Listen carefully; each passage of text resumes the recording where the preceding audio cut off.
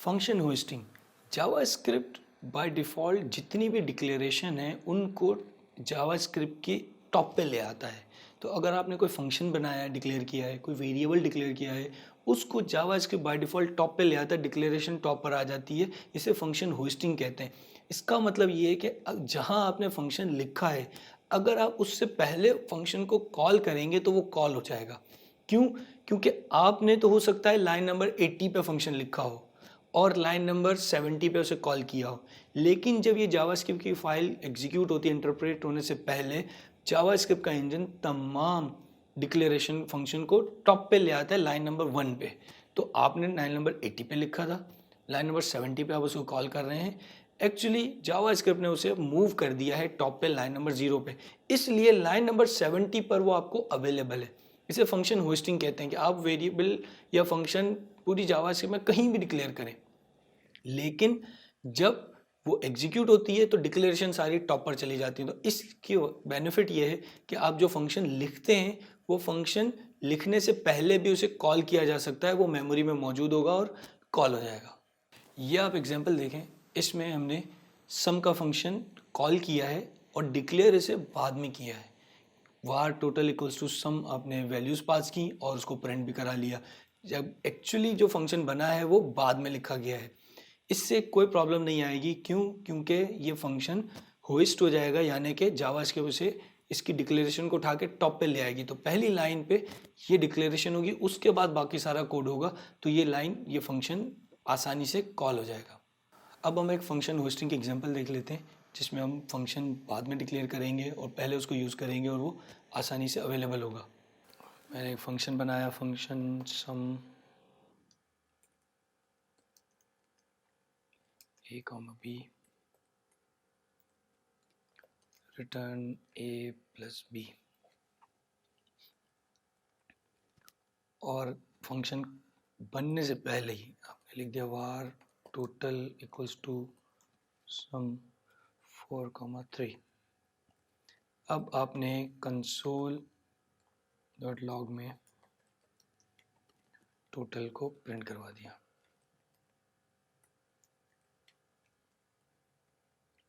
आप कंसोल करवा लें या अलर्ट करा लें, जैसे आपको फिजिबल।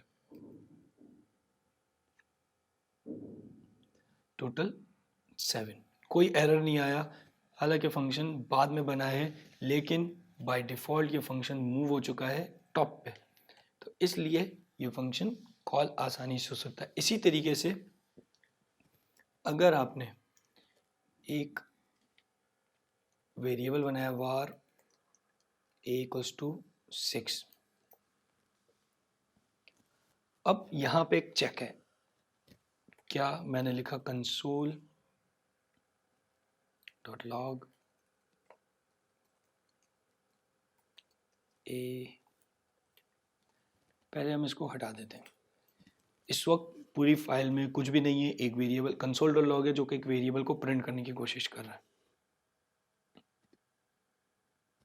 एरर आ गया, ए इज नॉट डिफाइन, ये कह रहा है ए डिफाइन नहीं है, और जाहिर सी बात है हमने बनाया नहीं है।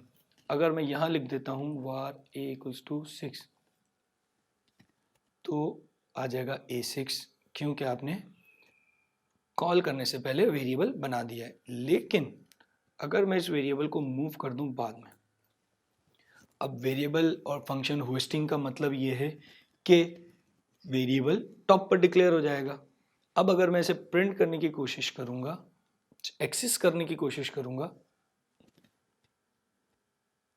तो आ रहा है ए अनडिफाइन। अब अनडिफाइन क्यों आ रहा है, जबकि हमने ये देखा था कि डिक्लेरेशन टॉप पे चली जाती है। फंक्शन डिक्लेरेशन में, क्योंकि ये फंक्शन इटसेल्फ पूरा फंक्शन है, तो ये फंक्शन पूरा का पूरा टॉप पे चला जाता है, जबकि वेरिएबल ये इटसेल्फ एक डिक्लेरेशन है। वेरिएबल की डिक्लेरेशन का मतलब ये है कि वार ए, ये डिक्लेरेशन है। Initialization var a equals to 6, ये डिक्लेरेशन और इनिशियलाइजेशन दोनों है। हमने बात की है कि होस्टिंग का मतलब ये कि डिक्लेरेशन टॉप पे चली जाए, तो वार ए टॉप पे चला जाएगा और यहां पर ए इक्वल्स टू 6 ऐसे मौजूद होगा, और यहाँ पर जब आप a को एक्सेस करने जा रहे हैं तो वो a अनडिफाइन है क्योंकि उसमें कोई वैल्यू नहीं है, इसलिए आपके पास अनडिफाइन आ रहा है। तो जब भी आप वेरिएबल बनाएंगे बाद में और पहले उसको एक्सेस करने की कोशिश करेंगे तो उसमें जो वैल्यू होगी वो नहीं टॉप पर जाती, उसकी इनिशियलाइजेशन टॉप पर नहीं जाती, सिर्फ उसकी डिक्लेरेशन टॉप पर जाती है। तो वार a इक्वल्स टू 6 आपने बाद में लिखा है। इंटरेस्टिंग चीज़ क्या है, क्योंकि ये वेरिएबल जब नहीं था तो एरर आ रहा था, ये एरर है। जब ये वेरिएबल बन गया है अब इसकी वैल्यू नहीं आ रही, एरर भी नहीं आ रहा, क्या आ रहा है, अनडिफाइंड। क्यों? क्योंकि वेरिएबल अब मौजूद है। जो पहले एरर आ रहा था वो इसलिए आ रहा था कि वेरिएबल मौजूद ही नहीं था, डिक्लेयर्ड भी नहीं था। इस केस में क्या है, वेरिएबल यहाँ बन जाएगा var a इस तरह, और यहाँ पर वो एक्सेस हो जाएगा। तो जब आप इसको एक्सेस करेंगे ये आपको अनडिफाइंड देगा, बाद में ये इनिशियलाइज हो जाएगा। तो अगर आप इसे इस तरह करें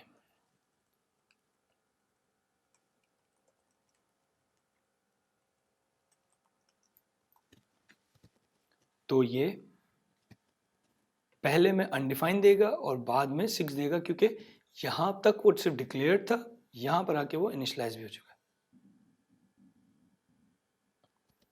बिफोर अनडिफाइंड और आफ्टर 6।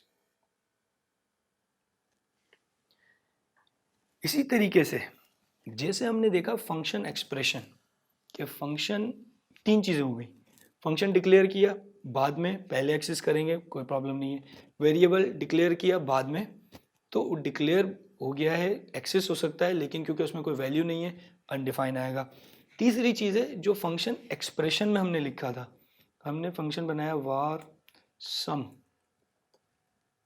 और यहाँ पे आके लिखा फंक्शन a, b,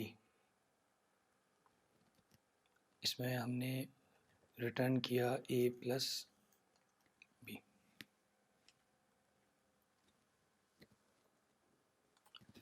अब यहाँ पर जो डिक्लेरेशन का रूल फॉलो होगा ये वो फॉलो होगा जो कि वेरिएबल का है, क्योंकि आप वेरिएबल में फंक्शन को स्टोर कर रहे हैं। अगर नॉर्मल फंक्शन होता विदाउट एक्सप्रेशन, यानी कि इस तरीके से दो फंक्शन बना लेते हैं, एक सम है और एक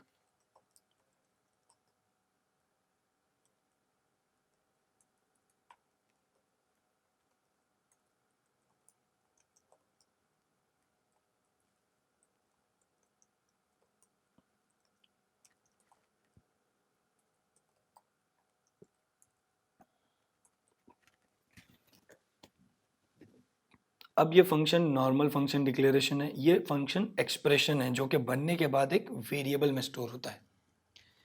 इस पॉइंट पर var a equals to multiply 3,2, तो आपने मल्टीप्लाई कॉल किया है। अब जैसा कि हम देख चुके हैं फंक्शन होस्टिंग की वजह से ये फंक्शन टॉप पे चला गया होगा, आप कॉल करेंगे 3,2 मल्टीप्लाई होके MUL के अंदर स्टोर हो जाएगा। यहां पर जब आप लिखेंगे 4,5, अब यहां पर रूल फॉलो हो रहा है वेरिएबल का। वेरिएबल की डिक्लेरेशन में क्या होता है कि वार सम इक्वल्स टू तो टॉप पे चला गया अनडिफाइन के साथ, एक्चुअल उसकी वैल्यू जो है वो उसी वक्त बनेगी जब ये लाइन एग्जीक्यूट होगी। तो इसलिए जब आप यहाँ पर इसे कॉल करेंगे सम को तो वो एरर दे देगा। मल्टीपल को प्रिंट कर देते हैं,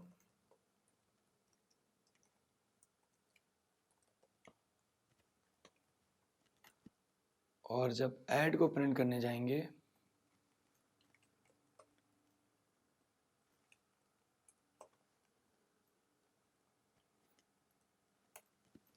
अब आप देखें मल्टीप्लाई का फंक्शन कॉल हो जाएगा, उसकी वैल्यू भी आ जाएगी, लेकिन ऐड का फंक्शन जो आप सम का फंक्शन कॉल करेंगे वो नहीं कॉल होगा, एरर दे देगा